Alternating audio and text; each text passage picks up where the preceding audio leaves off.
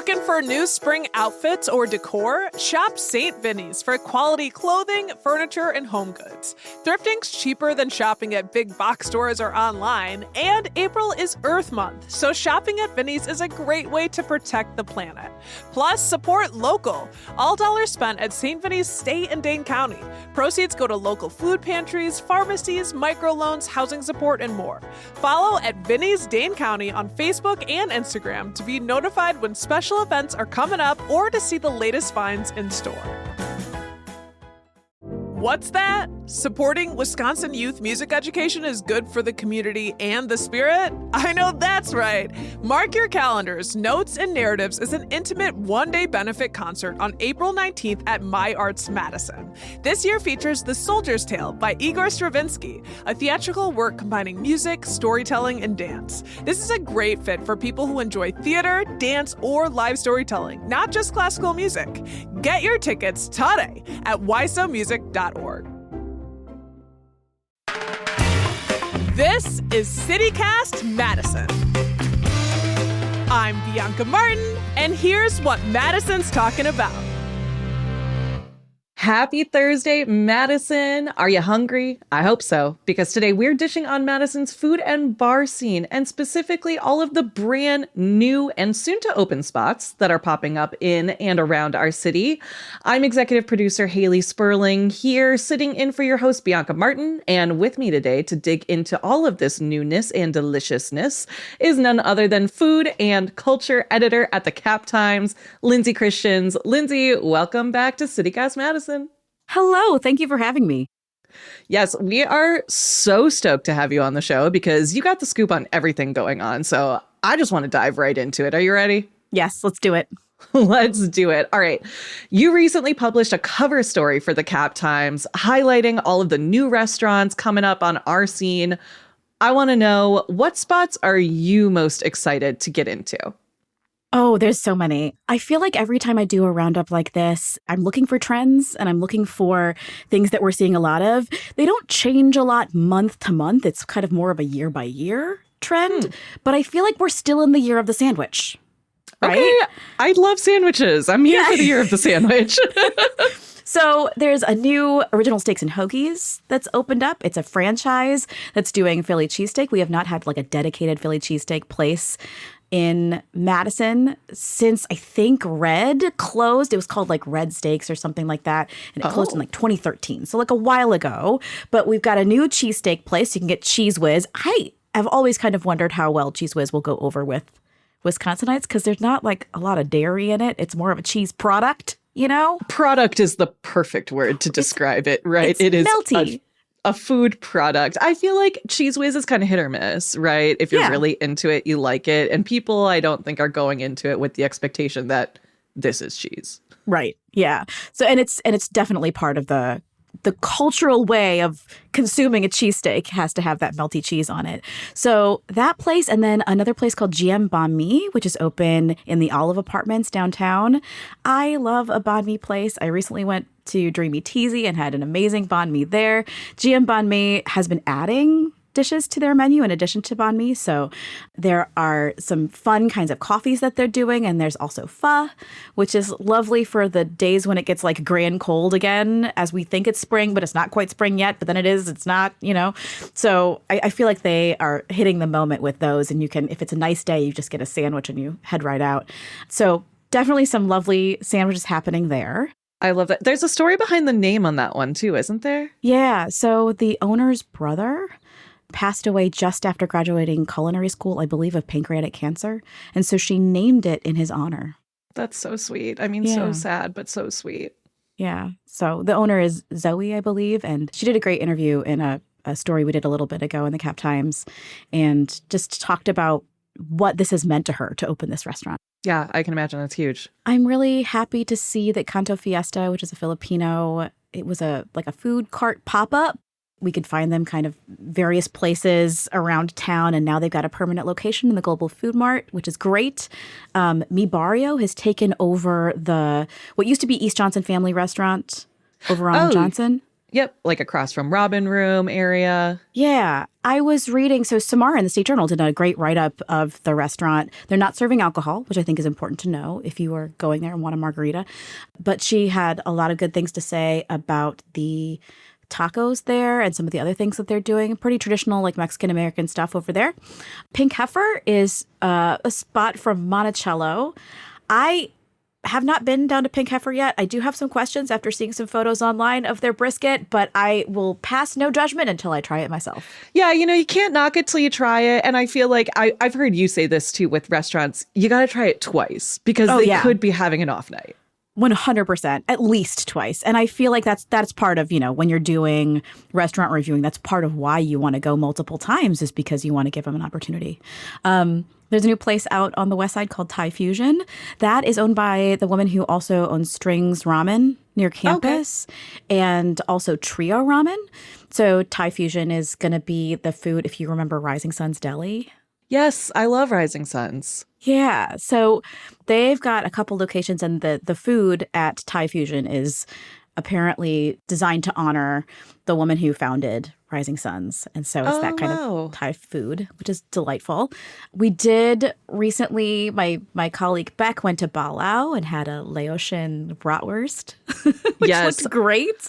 I am obsessed. I saw that on her Instagram story and I was like, this is so good. And I'm so excited to talk to you guys about that. So like, we've been waiting for this spot to open for a minute. They're describing it as sort of a cute and cozy neighborhood bar on Willie Street. And of course, it's run by the folks over at Ahan. Like, what else do we need to know?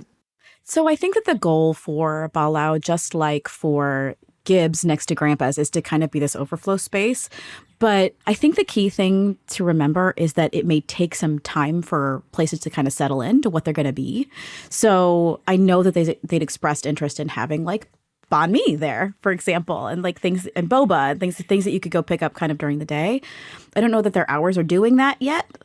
So similar to like any place that's kind of just open, it's a good idea to give them a few weeks, maybe even like a month or two, to kind of figure out like what the neighborhood is responding to and what they're eventually going to settle into. So I feel like, give Balau a chance right out the gate, absolutely, but kind of let it be what it's going to become.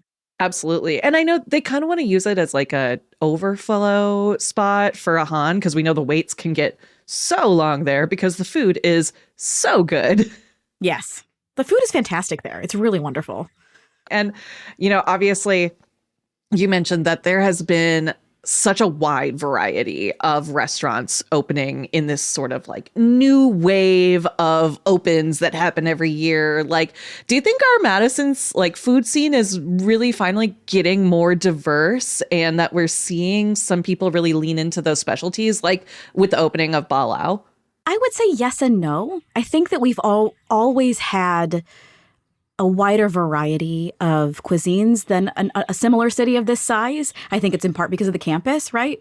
But I do think that people are seeing opportunities to expand, to try something new. And I think what we often will see is like something will start as a food cart, for example, like Canto Fiesta or Sista's Chicken and Fish, which is going to be opening a new location on Park Street. And they like seeing that progression from like food cart to permanent location, and sometimes even larger permanent location after that. That has always been something I think that Madison has done well for at least the past couple of decades since we've had like a food cart scene. Really? Yeah. So like kind of nurturing these business owners to go from their one step to the next. I love that. Yeah. And I think also like we do see more restaurants opening this time of year, in part because they might have more space, or people are more willing to go out of their houses when it hasn't just like snowed a whole bunch, Yeah. Oh my God. That is so true, and leads me perfectly into my next question. It's April. It's spring, more or less, allegedly. I don't want it to snow again, so don't make me regret saying that. But, we've even been hearing maybe some spring birds outside on your end on the recording. So they're here. They're ready to go. I want to know, do any of these new spots have any cool patios that we should be checking out? I mean, it's a good question because a lot of the patios won't be open quite yet, But I know, for example, Friends Applaud, which just opened on Gilson Street. That was where Funk Factory Guzzeria was and Black Rose Blending. And this is a new project from Adam and Sasha Benedetto. They are going to have a patio space, a dedicated patio space. They want to put like live music and comedy on it, which I thought was kind of fun. Cool. You know? Comedy in the sunshine. Yeah. So as of the time of my reporting, they were hoping to get their liquor license finally confirmed on April 13th, which would then allow them to be open a little bit later and to be serving alcohol. But they're open now, and they do have, some food already going. It looks like Swiss raclette. It looks like lots of tins of fish, things that are like, easy and delightful. They're going to have morning cafe hours, so an espresso bar, pastries, that kind of thing in the morning. They have really been deliberate in working with that Bay Creek neighborhood to make sure that this is what people are looking for. They're also being pretty careful, I think, with that patio to make sure they're not going to be too loud. That's kind of the classic conundrum, right? For any sort of Madison It's establishment. It's like the Mickey's Tavern thing, or any place that wants to do cool music. It's always, I think, a conundrum of living in the city that you want things close by to your spot where you can walk to them or easily get there on your bike or whatever. But then you're like, well, but now I want to go to sleep and I want it to be quiet. And I always think I live in the city. I am expecting some noise, but I know that not everybody feels that way. No, and that's so fair. I mean, I'm in the Atwood neighborhood and I love being by the Barrymore and Atwood Music Hall and Burr Oak and whatnot. And the noise hasn't been so much of an issue, but it's just like when I invite friends over, there's nowhere for them to park for free anymore. If there's a night that an event is happening, it's like, good luck, guys. Yeah. I'm sorry. Well, speaking of patios, I want to bring up one patio that I know and love, like I said, being on the east side in Atwood. We got to talk about the Ohio Bar. Long beloved spot that recently closed-ish, but for new owners to take over. I feel like we've kind of been waiting in this purgatory, at least me personally have been waiting in this purgatory for them to come back. What's the status update there? So Stuart Pataska, who's going to be the main guy behind the bar, just had a baby. His wife just had a baby. Oh, wow. Really recently. And I was joking. I was talking with Mike McDonald, who is the bar manager, in charge of spirits, also has his own side businesses, Wisco Ice Company, that kind of thing. But Mike McDonald was talking about how he's doing these two things at the same time. And I was like, two babies at once. Literally. So the Ohio Tavern Space has been a tavern of some kind or other since 1933. I went back to find in the archive some of the first advertisements for when it opened. It was 5-cent beer and free sandwiches. Wow. Bring it back. Yeah, right. And they would try to get people in with lunch so that they would drink. But the Ohio has long been a dive bar in various iterations over the years. What Mike told me is that the goal is to keep the things that people love and then clean up, elevate, adjust some of the things that maybe need adjusting, right? So they're going to have more tequila agave-based spirits on the menu, so tequila and mezcal. They're going to have more draft cocktails, things that are kind of pre-built. It's not really going to be a shaking bar, he said. It's going to be more of, we've got this on tap that we prepped. They're going to keep the nachos and the tacos and the karaoke and the things that people really like. But they do, I think, want to elevate the bar program a bit. So Stuart Pataska was over at Comedy on State for many years, but that's Preston Brown is another one of the partners. So Classic. It's great to see some of these veterans of the bar scene. Mike said he's never had his own bar before, so this is really exciting for him to be on the ownership side finally. And I'm just really excited to have a refreshed Ohio that feels really good to go to. That's honestly really good news. Yeah, I feel like it feels really good. Preston, you mentioned, he's got a background from Rule Number One that does Lucille and Merchant, and they have been kind of on the forefront of that craft cocktail scene. And honestly, I've been waiting for a true craft cocktail spot in the Atwood area because we've got an abundance of dive bars, right? But we don't really have that place that does cocktails. So maybe it's coming in the form of a dive bar. I don't know. Love to see the Ohio making a comeback like that.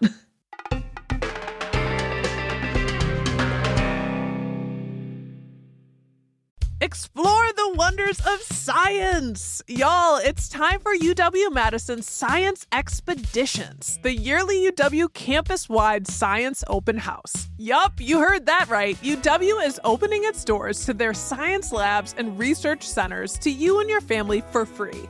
From April 10th through the 12th, you can adventure around your top-tier public land-grant research university. You can talk with world-class researchers, enjoy science demos, and get hands-on at interactive exploration stations. The variety of programming is amazing. You can learn anything from what the inside of the human lung looks like to the science behind ice cream. You can even meet marmoset monkeys at the Primate Center. Again, UW-Madison's science expeditions events are free and open to all. So, see you at the open house? Find the full schedule at go.wisc.edu/science expeditions. So I want to take a quick trip outside of Madison, if you will, because, obviously we're CityCast Madison, we're a Madison show, but we would be remiss not to talk about some of these awesome new spots that have opened up outside of our city limits. So, Lindsay, what do you got for us outside of the Madison area? So I would say one of the ones I'm most excited about is Toro y Pampa, and they're doing Argentinian and Uruguayan food in the former Piquito space. It was Piquito briefly, which actually was delightful. They had like the best alfajores, but they have the same kind of cookies. The thing about Argentine food is that there's like this strong Italian influence, similar to like in Peruvian food, you'll get a lot of Chinese influence because of the immigration patterns, right? So on the menu at Toro y Pampa, you see fresh pastas and you see pizza and you see kind of like these things that we associate with Italian cuisine. But you also see like there's a lomito sandwich, like a steak sandwich. There's choripan, which is a chorizo sandwich. So you'll see these kinds of combinations of food and also like a lovely dessert case. I was really impressed with the desserts. If you don't live nearby, I think it's worth heading out to try them. Absolutely. That's so interesting about the Italian influence. I guess I didn't really realize that, but it's making a lot of sense because we had a team lunch a while ago over at Mishki, Peruvian, right off of the square. And I had this amazing dish that was their like steak, but it had a side of fettuccine with pesto on it. And it was so good. But I was like, this is not at all what I would expect from a Peruvian restaurant. But now you're saying that's like pretty classic. It's, the way that I think food cultures influence each other, it's not always absent like the influence of imperialism and other problematic things. Yeah. And I think it, we can sort of take everything in context as best we can. But there are combinations that come out of some of these things that are delicious just on their face. I love banh mi. That's a French and Vietnamese mashup. It's a fusion, right? It's French baguette and like Southeast Asian ingredients. So it's a combination kind of food. There's a new sushi bar and ramen spot that I heard about actually a couple months ago, Hers Sushi Bar and Ramen in Oregon. I was looking at the menu because I was curious about it and trying to find out more. A friend of mine went and said it's like some of the best ramen she's ever had. She loves it so much. Oh, wow. And what I was fascinated by on their sushi menu is just the amount of asparagus. There's a lot of asparagus on the sushi menu. So if you're like really into asparagus in your sushi, Hers is the spot. But they have like all the classic sort of American and Japanese appetizers like edamame and gyoza and that kind of thing, tempura. And then you get into your donburi, like rice bowls and things like that. But in like long pages of sushi, like Cheesecake Factory level, like lots of sushi. So really fun. Oh, wow. Don't tempt me with a good time. I love the Cheesecake Factory anytime you bring it up. Yeah. Another place that we recently had a story about was Yishan Asian Eatery in Verona. And the cool thing there is they're doing Peking duck. And Peking duck is delicious. It's like I think they air dry it and then they oven roast it. And then it has this kind of like a sweet and salty sauce that goes with it. And you kind of wrap it up like you would like a mushu pork or something like that. You do have to order it in advance. But we have not, to my knowledge, had a place doing Peking duck. I think they had it at an Asian market out on the west side, like near Middleton, years ago, but I have not checked recently to see if they still do. But Peking duck was not really a thing you could too much get. It's a classic Beijing dish, and I am really excited to hear that Yishan is doing this. All right, so we've covered all these places that are open now. What about some of the spots that are on the horizon but are not yet open? What are you excited? What are you waiting for? So a couple places I'm really excited about. One is, I will say, Tallgrass. You've talked to Elena Terry, friend of the pod. Yeah. That's going to be really exciting to have downtown in the Madison Museum of Contemporary Art there on that State Street side. I am hopeful for her that she's able to kind of solve some of the bottleneck problems with like getting food to that space, because there's so many rules about like particulate in the air and stuff like that for the art. But I'm just so excited for her. She's the most genuine, lovely person, and her food is wonderful. So I'm really excited to have that tall grass. We're so stoked about that. I definitely recommend people go back and listen to that episode. Bianca had a really great conversation with Elena where she also, she talked about the process of bringing the food up and downstairs because of all the things that they have to go through to make sure that it's safe to be around the art, which is something that I think a lot of restaurants don't have to consider. Yes, it's really true. I'm excited about, and I don't know too much about, Amisto, Amisto. This is going to be a new, it looks like a pretty high-end Mexican restaurant from the owners of Red Sushi. So Tanya Zakarovich and Jack Yip. They have filed a fair number of documents with the city about what they're planning to do. It looks like dinner on the weekdays and brunch on the weekends. It looks like a full like mezcal and tequila program. It looks like house-made tortillas, which, as we know, are definitely a trend in the Madison area in the last year or two. They are putting this into that former Estrian space, which when I originally wrote about it, I wrote about like the ceiling panels and all the sound dampening that they did in that space. It's a beautiful space, Estrian is, or was, I should say, in that it's a building right near the Overture Center. So it really did attract pre-show diners. I am really happy to see something like that going into that space. I think it will do very well. I was downtown a couple of weeks ago looking for somewhere fun to eat, and Izakaya Kuriyama was totally slammed. Ashirwad, the new Indian place, was totally slammed. And like there are just a bunch of places where I was like, well, that I would have gone there, but like the lines are, whew, you know? I mean, we love to see them thriving. Yeah, we do. But I do think that there's still an appetite and an opportunity for someone in that space. It's just a really big space, you know? So sectioning it off, maybe doing different things in different parts of it, what might make sense. But they have that lovely bar area that I used to love. So I'm really happy that something is going in there. I did reach out to Tanya not too long ago and I said, do you have any more details? And she said, not yet, but soon. So hopefully we'll learn more as they finalize their plans. Yes, very secretive, very excited. I'm so excited that something's going to go in there. I feel like it's been closed for so long and it's such a tease having it right there to be like, ugh, who's going to go? Who's going to do it? But excited because the folks, like you said, behind Red Sushi, like they do it big. They do a really good job. Yeah. So other places that I'm looking forward to, I've been following the saga of Barrett's Bagels. We talked about bagels here before. I'm excited for him to have his own spot. I didn't know that he heard about the yarn store as a potential location from his mom, who's like a yarn lover. And like, I don't know if she's like a knitter or crocheter or something. But the woman who owns the yarn store is like, I was looking to retire. And the space, it used to be like Fit to Eat. Do you remember Fit to Eat back in the day? Oh, gosh, no. My friend Kristen wrote a piece over a decade ago now. About how the food was kind of bland because they were undersalting everything because they wanted it to be healthy. And I was like, oh, okay. It's fit. It's fit. So the building itself has like a hood and a vent and stuff that you would need if you're going to bake or cook things. The yarn store doesn't need. I mean, I assume it doesn't need it unless they're burning something. So he saw this location off of Speedway and thought this is going to be it. So I think they're closing at the end of May, I believe. And so that will give Barrett's Bagels, Ben is the owner, and it's him some time to go in that space. I wouldn't expect them to be open before fall, but I could be surprised there. One spot that's going to be opening soon in the former Ready Set location in Oregon is Doc's Place Supper Club. Oh, fun. Okay, Yeah. We love supper clubs. Tell us more. My colleague Ashley did an interview with the owner, Carrie. He used to have the Lake House Inn in Edgerton, but it was lost in a fire in January.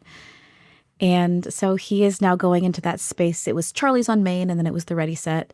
And he's doing like a classic supper club kind of thing there. He said loads of old fashions for days, and, steak and seafood and the kind of things that you expect from a supper club, which I think will do well in that space. It's a nice space. That is an amazing roundup. There is so much to look ahead to. Before I let you go, Lindsay, I just want to give you one more chance. Anything else that we want to highlight before we dive right into spring and this brand new food scene that we got? So 2 things. I am really looking forward to finally the opening of the Perch, which Mint Mark announced when they moved, 2 years ago? Something like that? 2 years ago? It's been 84 years. That's how I feel waiting for this opening. I am so excited for it. So basically they're like, listen, we're going to be first come, first serve for parties that are smaller than 6. At Mint Mark. At Mint Mark, starting in mid-April. And they're going to say, go up to our upstairs bar and wait and have a cocktail, which honestly is my favorite way to experience a restaurant anyway. I have no problem with that. Let me sit with my old fashioned before I get called to my table at a supper club. I love that. That is my pace.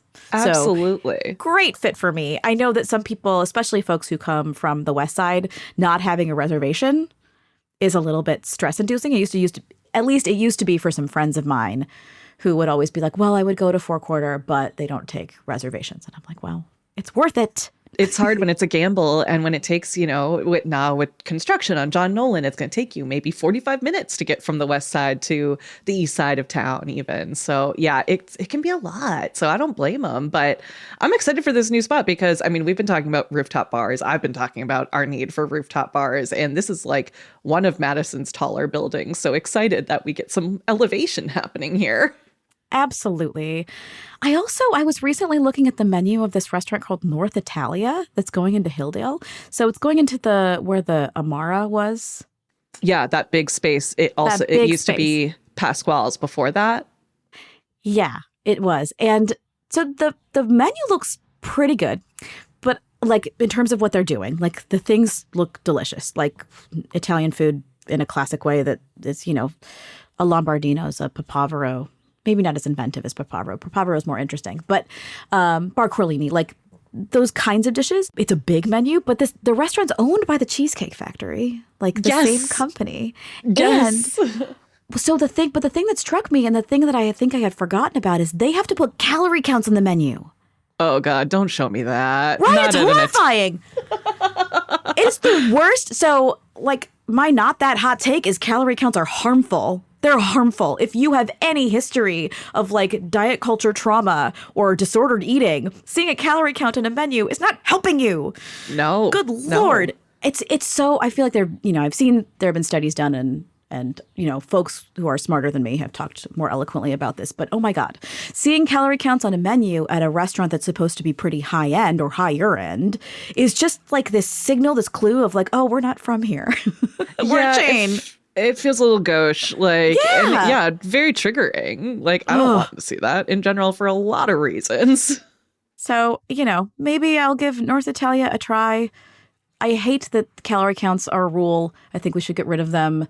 And I should probably write an editorial or something about this. I have very strong feelings. Do it. We'll just close our eyes when you look at the menu and then point randomly. Honey, read this. Tell me what it is. Yeah. Yeah. And don't give me the calories. We don't need that here. Well, Lindsay, this has been so much fun. I'm so excited for everything that is open and everything that's coming up. Thank you so much for joining us today on CityCast Madison. Thank you for having me. This is always so fun. That's Cap Times food and culture editor, Lindsay Christians. Her cover story with more highlights and photos of Madison's new restaurants is out now. You can pick up a copy or subscribe to her food and culture newsletter online at captimes.com/newsletters.